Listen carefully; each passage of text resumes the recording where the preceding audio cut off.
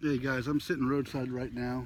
I'm trying to get this message out before any cars come rumbling by. If they do and you hear me pause, that's why. But I'm walking right now, heat of the day, and stop for a quick water break. I to stay hydrated. Um, but something happened that I thought was sort of a pivotal moment in this journey for me, because something just transpired, which is exactly what I'm hoping. Car coming. I feel like that Far Side cartoon when the cows are all standing up smoking cigarettes and they yell, "Car!" And they gotta sit down and pretend they're cows again. So, a few cars coming by in a truck, and then I'll get back to my topic. So, 3, 2, 1. Okay. So, something happened that I thought was pretty pivotal in this journey. Just a little while ago, I was back at that mini mart, and people have asked me what I hope to gain from this journey, and this is exactly what I hope to gain. And I want to explain to it, if I can, because I think it is pivotal. Car. So, I got a message on the Facebook page from somebody who I'd never met, I didn't know, and who took the time to write me and said some nice things. Said, "Hey, I've been following your journey, I really admire what you're doing and like what you're doing." But she felt compelled to bring something up, and I've got a big ass truck coming through here in just a moment, so roadside, I can't really walk too far to be away from these cars. I apologize. Anyway, she took the time to tell me that, but she said, "Look, I got to point out to you something that I feel compelled to point out, that today earlier you talked about one of your videos about not judging people, and then later on you put out a video about people not waving back at you. And you seem to be doing just that. You seem to be judging folks, and you don't really know what's going on in their world, why they didn't wave to you. They could be having a marital issue, a family issue, a health issue. You don't know." So what I think is so important about this, and I would use her name, but I don't know if she wants me to, but I want to give her credit, is this open up a dialogue. That's what I hope comes of this, right? There's not a topic in this country that we cannot talk about if we do it civilly and with a dialogue. So she's essentially paraphrased, said, "Hey, look, you know what? You're kind of being a hypocrite. You said one thing this morning, then you're doing the exact thing you said you didn't want to do later in the afternoon." And before I could do what so many of us do, which is to start to argue my point and say, "No, I didn't, and here's what I did," I had to point the thumb at myself. That's the point the thumb journey. I had to listen to what she said or reread what she said, and I had to recognize that her perception is exactly what she told me. And maybe that's not how I meant to come across, but perception's reality. And you know, if she sees it that way, then I need to be conscious of how I come across to folks, because the last thing I want to do is be a hypocrite. I despise it, and I certainly don't want to judge people. But clearly she felt I was, but the way she handled it was she didn't do it with venom and vitriol, right? She was open to dialogue. She said, "Hey, you know what? Take it for what it's worth, but here's how I see it," and that's all you can do.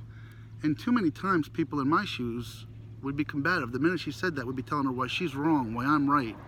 And that defeats the whole point of thumb concept, right? The whole point of thumb concept is, let's hear what that person has to say.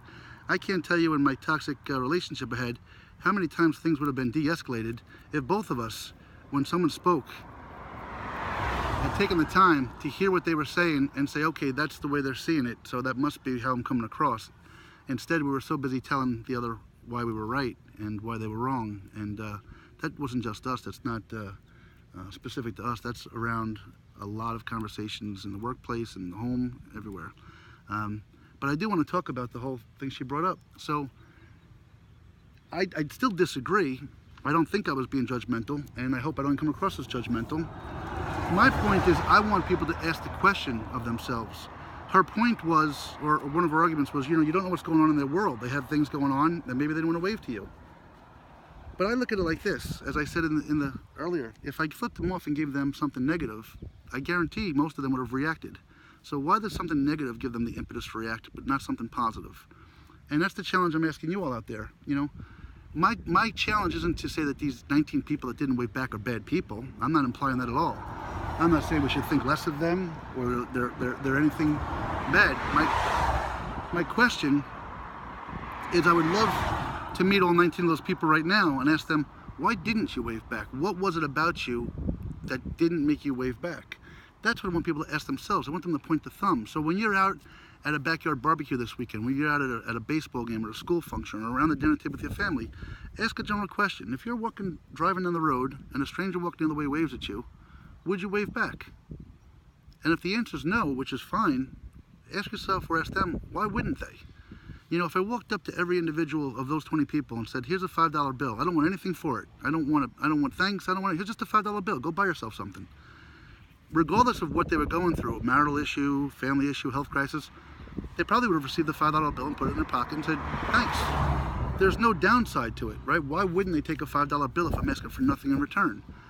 Now, this wasn't a $5 bill, it was just a simple smile and a wave. But that's my point. So my point isn't to judge these people and make them seem like bad people.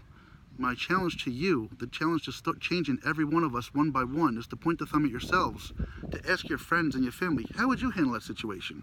Because again, from my standpoint, there's just no reason not to wave. That's how I look at it. Again, that's my point. So I'm not judging them, but on top of it, what I really appreciated about this whole dialogue is just that it was a civil discussion. It wasn't finger pointing and blaming and saying, you know, we could talk about the most difficult topics if you do it with a civil dialogue. I now understand that how I come across to people, and maybe even in this video, people will find fault with, and fault's not the right word, but find issues with that, say, hey, maybe he's not being true to himself, or maybe he doesn't even see himself the way they see me. And that may be very true, and that's what I'm trying to do. I'm not perfect by any means, that's why I'm making this journey. But I'm trying to learn from you guys, as well as hopefully teach you some things along the way. So that dialogue, she had the courage to reach out and touch somebody that she didn't even know and express her opinion without feeling judged. She did so in a civil, polite manner, and it opened up a dialogue between us. I was able to respond, as I just kind of did in this video, with, you know, why I did what I did, why I said what I said. She may or may not see it that way, but it's called the dialogue. You know, we can discuss religion, we can discuss politics, we can discuss racism, we can discuss marital issues, we can discuss anything if we discuss it. If we have an opinion, and the minute somebody hears your opinion and differs from it, wants to argue their opinion, all we do is start doing this all day long. That's what I hope changes from this. That's what I hope we get, that by the time I reach 3,000 miles, we have touched so many people that before they do or react, they point the thumb first and say, wait a minute, let me ask myself that question. That's all I want to do. I don't want to change minds, I don't want to change philosophies. I just want people to think and process before they do or act. And that's what today was. So to that follower, I appreciate you following me. Thank you so much. I really, truly do appreciate you following me. I truly appreciate that you were able to feel comfortable enough to speak your mind.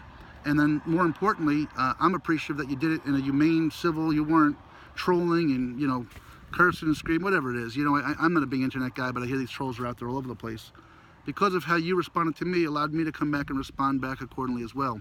And I think it created a dialogue. So hopefully I see your point a little bit better than I did before. Hopefully you see my point a little bit better than you did before.